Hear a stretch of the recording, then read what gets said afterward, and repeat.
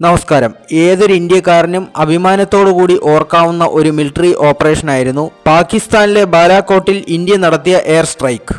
1971 India Pakistan യുദ്ധത്തിന് ശേഷം ആദ്യമായിട്ടാണ് ഇന്ത്യ പാകിസ്ഥാൻ അതിർത്തി ഭേദിച്ചുകൊണ്ട് പാക് മണ്ണിൽ ഒരു വ്യോമാക്രമണം നടത്തുന്നത്. 1971 കാര്യമെന്ന് പറയുമ്പോൾ അന്നൊരു യുദ്ധ സാഹചര്യമായിരുന്നു. ഒരു യുദ്ധ സാഹചര്യത്തിൽ വിമാനങ്ങൾ അന്യോന്യം അതിർത്തികൾ ഭേദിക്കുന്നത് സ്വാഭാവികമാണ്. എന്നാൽ ബാലാകോട്ടിലെ അവസ്ഥ അതല്ലായിരുന്നു. പുൽവാമയ്ക്ക് പകരം വീട്ടാൻ ചെയ്ത ഒരു മിലിറ്ററി ഓപ്പറേഷൻ. മുൻകാലങ്ങളിൽ ഇന്ത്യയിൽ പലതരത്തിലുള്ള ഭീകരാക്രമണങ്ങളും വിമാന റാഞ്ചലും ഒക്കെ നടന്നിട്ടുണ്ട്. പക്ഷേ അന്നൊന്നും ഇന്ത്യ പാകിസ്ഥാനുള്ളിൽ കയറി ഇത്തരത്തിലുള്ള ഒരു മറുപടി കൊടുത്തിട്ടില്ല. അതുകൊണ്ട് തന്നെ ഇന്ത്യ അത്തരത്തിലൊന്നും ചെയ്യുന്ന ഒരു രാജ്യമല്ല, അല്ലെങ്കിൽ അതിനുള്ള കഴിവില്ല എന്നൊക്കെയായിരുന്നു പൊതുവെ ഒരു വിലയിരുത്തൽ. ഇത് പറയുമ്പോൾ മറ്റൊരു സംഭവം കൂടി പറയേണ്ടതായിട്ടുണ്ട്.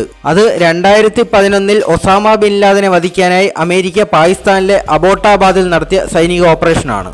അന്ന് പാകിസ്ഥാന്റെ ഭാഗത്തു നിന്നുണ്ടായ ഒരു പ്രതികരണം ഞാൻ ഇപ്പോഴും ഓർക്കുന്നു. അത് ഇപ്രകാരമായിരുന്നു: അമേരിക്ക ഇങ്ങനെ ചെയ്യുന്ന കണ്ടിട്ട് ഇന്ത്യ എങ്ങാനും ഇത്തരത്തിലുള്ള ഒരു പരിപാടിക്ക് തുനിഞ്ഞിറങ്ങിക്കഴിഞ്ഞാൽ പ്രത്യാക്രമണം വളരെ വലുതായിരിക്കും എന്നായിരുന്നു അവരുടെ പ്രതികരണം. ഏതായാലും ബാലാകോട്ട് എയർ സ്ട്രൈക്ക് കഴിഞ്ഞതോടെ ഒരു കാര്യം ഉറപ്പിച്ചു: അമേരിക്കയ്ക്ക് ചെയ്യാമെങ്കിൽ ഇന്ത്യയും ചെയ്തിരിക്കും. ഇന്നിവിടെ പറയാൻ പോകുന്നത് ആ ബാലാകോട്ട് ആക്രമണത്തിൽ നമ്മുടെ തുറുപ്പുചീട്ടായ ഒരു ബോംബിനെ കുറിച്ചാണ്. ബങ്കർ ബസ്റ്റർ ബോംബുകളുടെ കാറ്റഗറിയിൽപ്പെട്ട സ്പൈസ് 2000 ആണ് കക്ഷി. ഇന്ന് ഹമാസിനെയും ഹെസ്ബുള്ളനെയും ഒക്കെ നേരിടാൻ ഇസ്രയേൽ ഉപയോഗിക്കുന്നതും അമേരിക്ക ഇറാനിൽ ഉപയോഗിക്കുന്നതുമൊക്കെ ബങ്കർ ബസ്റ്ററുകളാണ്. എന്താണ് ഇതും സാധാരണ ബോംബുകളും തമ്മിലുള്ള അടിസ്ഥാന വ്യത്യാസമെന്ന് പരിശോധിക്കാം. വളരെ ലളിതമായി പറഞ്ഞാൽ, സാധാരണ ബോംബുകൾ തറയിൽ വീഴുമ്പോൾ തന്നെ പൊട്ടിത്തെറിക്കുന്നു. അതുകൊണ്ട് തന്നെ ഭൂമിക്കടിയിൽ സ്ഥിതി ചെയ്യുന്ന ബങ്കറുകളെ നശിപ്പിക്കാനോ അതിനുള്ളിൽ ഒളിച്ചിരിക്കുന്ന ശത്രുക്കളെ കൊല്ലാനോ കഴിയുന്നില്ല. ഇത്തരത്തിൽ ബങ്കറുകൾ പണിയുന്നതിന്റെ അടിസ്ഥാന ഉദ്ദേശം തന്നെ ബോംബുകളിൽ നിന്നും മിസൈലുകളിൽ നിന്നുമൊക്കെ രക്ഷ നേടാനാണ്. ഇതിനെ മറികടക്കാനാണ് ബങ്കർ ബസ്റ്റർ ബോംബുകൾ നിർമ്മിക്കാൻ തുടങ്ങിയത്. ബങ്കർ ബസ്റ്റർ ബോംബുകളുടെ അടിസ്ഥാന വ്യത്യാസമെന്ന് പറയുന്നത്, ഇത് നിലത്ത് പതിച്ച ഉടൻ സ്ഫോടനം നടക്കില്ല. ഇതിനായി ഒരു ഡിലേഡ് ഫ്യൂസ് മെക്കാനിസം ഇതിൽ പ്രവർത്തിക്കുന്നുണ്ട്. ഇത് കൂടാതെ ഒരു പ്രൊപ്പല്ലറും ടൈമറും ഇതിൽ ഘടിപ്പിച്ചിട്ടുണ്ട്. വിമാനത്തിൽ നിന്ന് ബോംബ് ഡ്രോപ്പ് ചെയ്ത ഉടൻ തന്നെ ഇതിന്റെ പ്രൊപ്പല്ലർ പ്രവർത്തനം ആരംഭിക്കും. പ്രൊപ്പല്ലറിന്റെ സഹായത്തോടെയാണ് ഈ ബോംബ് ലക്ഷ്യസ്ഥാനത്തേക്ക് ഇടിച്ചു കയറുന്നത്. ഈ പ്രൊപ്പല്ലറിന്റെ സഹായത്തോടെ ബോംബ് ലക്ഷ്യസ്ഥാനത്തേക്ക് ഇടിച്ചു കയറിയ ശേഷം പ്രൊപ്പല്ലറിന്റെ കറക്കം എപ്പോൾ നിൽക്കുന്നുവോ ആ സമയം ടൈമറിന്റെ സഹായത്തോടെ ഫ്യൂസ് ബ്രേക്ക് ആവുന്നു. തൽക്ഷണം സ്ഫോടനവും സംഭവിക്കും. ഇതാണ് ബങ്കർ ബസ്റ്റർ ബോംബിന്റെ ഒരു പ്രവർത്തന രീതി. പുതിയ തലമുറയിൽപ്പെട്ട ബങ്കർ ബസ്റ്റർ ബോംബുകളിൽ മൈക്രോഫോണും മൈക്രോ കൺട്രോളറും കൂടി ഉൾപ്പെടുന്നു. സ്ഫോടനത്തിന്റെ കൃത്യത ഉറപ്പുവരുത്താനാണ് ഇത്. ഇങ്ങനെ ഭൂമിക്കടിയിൽ തുളഞ്ഞു കയറി സ്ഫോടനം നടത്തുന്നതിനാൽ തന്നെ ആ പ്രദേശത്ത് ഭൂകമ്പത്തിന് സമാനമായ പ്രകമ്പനങ്ങൾ സൃഷ്ടിക്കുന്നു. ആണവായുധങ്ങളെ മാറ്റി നിർത്തിയാൽ പിന്നെ ഏറ്റവും അധികം പ്രഹരശേഷി അവകാശപ്പെടാനുള്ളത് ഈ ബങ്കർ ബസ്റ്റർ ബോംബുകൾക്ക് തന്നെയാണ്. ഇനി എന്തുകൊണ്ടാണ് ഇന്ത്യ 2019 ഫെബ്രുവരി 26 പാകിസ്ഥാനിലെ ഖൈബർ പഖ്തുൻഖ്വ പ്രവിശ്യയിൽപ്പെട്ട ബാലാകോട്ടിൽ ആക്രമണം നടത്താൻ ഒരു ബങ്കർ ബസ്റ്റർ ബോംബിനെ തിരഞ്ഞെടുത്തതെന്ന് പരിശോധിക്കാം. നമ്മുടെ ചാര ഉപഗ്രഹങ്ങളിൽ നിന്ന് ലഭിച്ച ചിത്രങ്ങൾ പ്രകാരം നമുക്കറിയാൻ കഴിഞ്ഞത് ഇവിടെ ഒരു തീവ്രവാദ ട്രെയിനിങ് ക്യാമ്പ് പ്രവർത്തിച്ചിരുന്നു എന്നാണ്.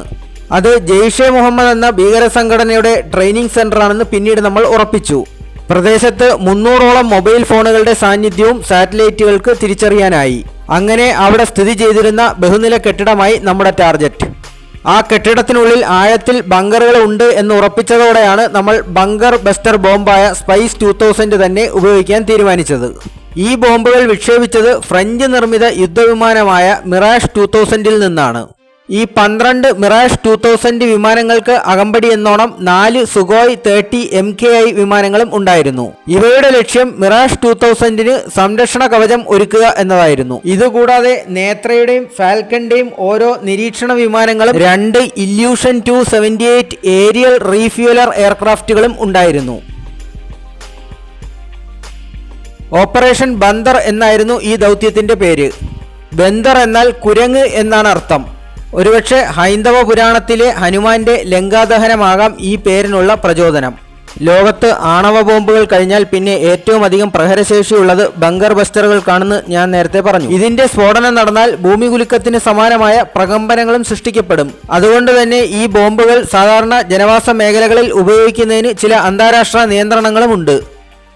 അമേരിക്കയുടെ കൈവശം ഇരിക്കുന്ന അതിശക്തമായ ഒരു ബങ്കർ ബസ്റ്ററാണ് GBU-43B massive ordnance air blast. ഇതാണ് മദർ ഓഫ് ഓൾ ബോംബ്സ് എന്ന് അറിയപ്പെടുന്നത്. എന്നാൽ ഇതിലും ശക്തിയേറിയ ഒരു തെർമോബാറിക് ബോംബ് റഷ്യയുടെ കൈവശമുണ്ട്. ആണവായുധങ്ങളെ മാറ്റി നിർത്തിയാൽ ലോകത്തിലെ ഏറ്റവും പ്രഹരശേഷിയുള്ള ബോംബ് തന്നെയാണ് ഇത്. ഇതാണ് ഫാദർ ഓഫ് ആൾ ബോംബ്സ് എന്നറിയപ്പെടുന്നത്. അങ്ങനെ ബോംബുകൾക്കും ഫാദറും മദറും ഒക്കെയായി. വരും നാളുകളിലെ യുദ്ധങ്ങളിൽ ബങ്കർ ബസ്റ്ററുകളെ ഒഴിച്ചു നിർത്തുക എന്നത് നമുക്ക് ചിന്തിക്കാൻ പോലും പറ്റാത്ത ഒന്നാണ്. അതുകൊണ്ട് തന്നെ മറ്റേതൊരു രാജ്യത്തെ പോലെ തന്നെ നമ്മുടെ ഇന്ത്യയും ഇതിൻ്റെ ആധുനിക പതിപ്പുകൾ വികസിപ്പിച്ചെടുത്തുകൊണ്ടിരിക്കുകയാണ്. DRDOയ്ക്ക് വിജയാശംസകൾ. ജയ് ഹിന്ദ്.